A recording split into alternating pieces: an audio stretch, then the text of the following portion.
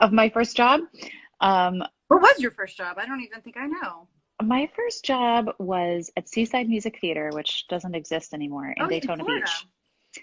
But they were doing The Telephone by Minotti, and it was like that was one of my favorite Goodness. operettas when I was in college. Um, and so I like flew to New York. I saw an ad in Backstage, and I like flew to New York when I was in college just to audition for them. Um, and so then like the great part of the story is that I ended up getting it. So I did that, and then like I was in the ensemble of several other shows, and then like a small part in the musical Honk. Um, yeah, but so I think it was just like I was so nervous about, how is the professional world going to be different than the academic world because it seems like you just don't have as much time. So Right. I was really like really memorized before I showed up as much as I could be, and I'm very grateful for that. And I think like that's something I always try to do is it's harder to do with like a new musical because it's still being developed. But with anything else, I try and show up with like my lines memorized before we block it because it's just easier for me if I don't have to be worrying about that. Yeah, new musicals are completely different that way because everything changes every day. Yeah. And you just went through a lot of that with Jagged Little Pill. Yeah. How was that process? This is me asking. Oh, I mean, it was a really awesome process. I have to say, like one of the best collaborative experiences I've ever had. Um, but yeah, it's like the longer you have to sit with something, I think the more time, then like the tiny changes start to come in like towards the very end where they're like, oh, we're just gonna change a couple words here. And that's I the know. kind of stuff that, That's the stuff that makes like your brain glitches. yes. Glitches. You're like, wait, what was the word? Yeah. And I I feel remember that like from my side. in previews, there was one, like the show begins and ends with me writing a Christmas letter. And so it's like the final letter, they kept adjusting. And so, but it's all like underscored. And I remember like one of the final previews, I was just like, the guitar had played its next phrase, and I just was like, entered the white room like nothing. And it's like a letter I'm writing, so no one could save me. It's not like dialogue where someone could like go on. And be like, were you thinking of the sunset? Like they're like goading you on. Yeah, no, nothing. Exactly. So I remember afterwards, our stage manager, Ira, was like, did you have a little trip to the White Room? I was like, I sure did.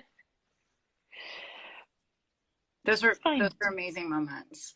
I Oh, find even in new shows when they change anything that affects my music cue by like a word, oh, then I start to yeah. panic about making sure Yes. I get it right. Any It's, changes. well, I mean, as a music director, I just think it's so scary because you're like running the whole ship. It's like you're really steering a lot of things. You have some responsibility, yes. Uh-huh, uh-huh. You do. We just got a question of what's the first show you'd like to see when Broadway opens back up. I'm gonna go with Jagged Little Pill. Uh, great answer. I really Another approve. change. I'm dying to see the company revival. Me too. That's another one. It's just like such a special show. How I Met You and was my Broadway debut, and so I love Also, it. I don't think we really underlined it on Sunday with the Sondheim concert, but it was the 50-year anniversary of the opening of the original company on So Broadway. cool. Isn't that crazy? Yeah. Also, Raul and I picked that date without knowing that. Oh, How I weird is love that? that. I that's When we found that out, we were like, whoa, that's crazy. that's really witchy. Kind of witchy, slightly. Here's a question. What is your favorite A-step classroom memory? I'm gonna say I've only been with you with A-step like on one project, which was that you came to India with me. We both taught in India together, which was super exciting. We had lots of adventures. Do you remember going when we went when we traveled around to go to the Taj Mahal? That was exciting. It was incredible. I mean, I could say like all of India, period, is like my favorite memory. Um, but I have to say I also have like really fond memories of teaching a class with Lizzie Mm, at a detention center in Brooklyn. And it was like teenage boys who just, we were working on poetry, which is what had been like requested that they, so I was like, how are like high school boys, how are we going to get them interested in this? Um, but they were like, we worked on haikus, and some of the stuff that they wrote was amazing. And just like sort of the process of winning them over, and like having developing a relationship with them was really, really like a rewarding challenge. Watching So them actually respond to poetry in ways that you did not necessarily anticipate they were going to respond to poetry. yeah, yeah, I've had that experience before where you're like, I'm not sure if you're going to like this. And then they love it. And you're like, okay, that is amazing. And I'm right here. I'm here for you. yeah, yeah. I'm pretty sure Lizzie asked that question. Just so you know. Oh, Good thing I answered a response with her in it. No, I'm sure she wanted the real answers. Okay. We have another one, which is there another composer you would like to do a virtual concert tribute for? I mean, that's a hard one because, right, because we have such a connection to Steve Sondheim. We have such a connection to Steve Sondheim. So Yeah. that was a very special, easy thing to know. And also him turning 90. I mean, that is absolutely just remarkable. It is And remarkable. did you see that there's like over 1 million views of our No, little tribute concert? that's exciting. Wow. I don't think I've ever had been a part of anything that had 1 million views. I'm confident that I've not. Pretty Wow. confident. Yeah. Yay. That's so cool. I know, lots of people listening to Sondheim. But who else would you?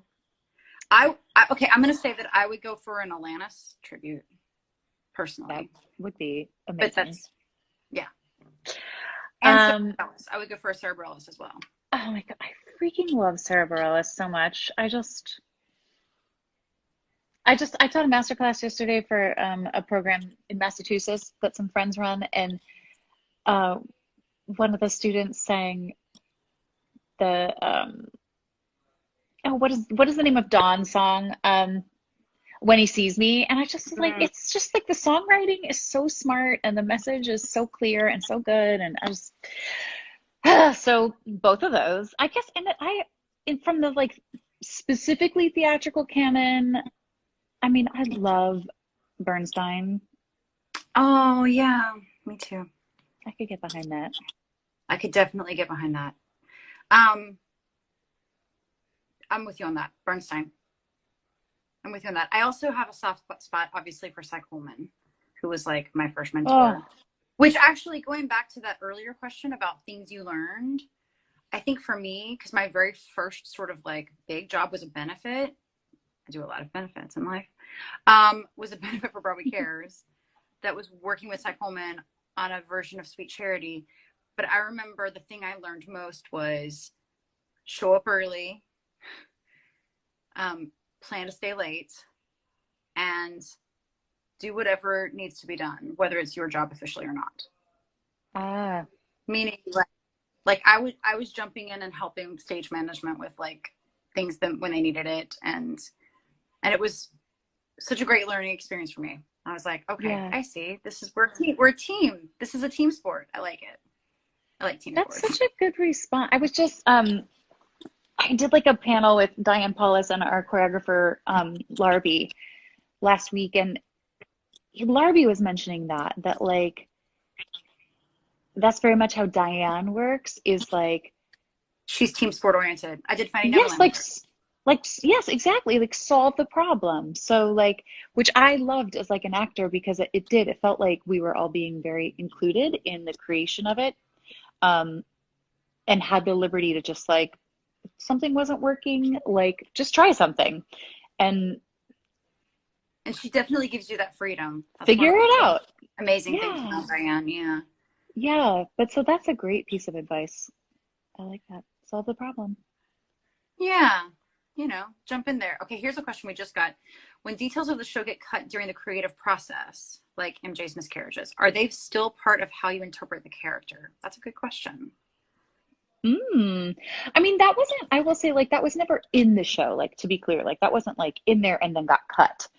Um, it's just, so that's a tricky question. Like, sometimes if something is in there and it gets cut, it means, like, they've decided to change the facts about the storyline. So then you have to rewire your brain if you're like, oh, they've cut that because they don't want that to be a truth about the story. But I think if something has been in there and then got cut because of timing or a million other reasons, then I think I usually, yeah, it still informs the character. Um, yeah, Yeah. okay. So it depends. Honestly, it depends on the intention behind the Yeah, cut. yeah. I was like just reminded of when we did Company that John Doyle rehearsed us um, by letting us follow one. Do you remember this when we rehearsed one character story all the way through? Yes, I'll never And, forget that. and then we rehearsed another character's story all the way through. Yep. And we all just sort of clocked like that person's journey, that character's journey. That was really powerful.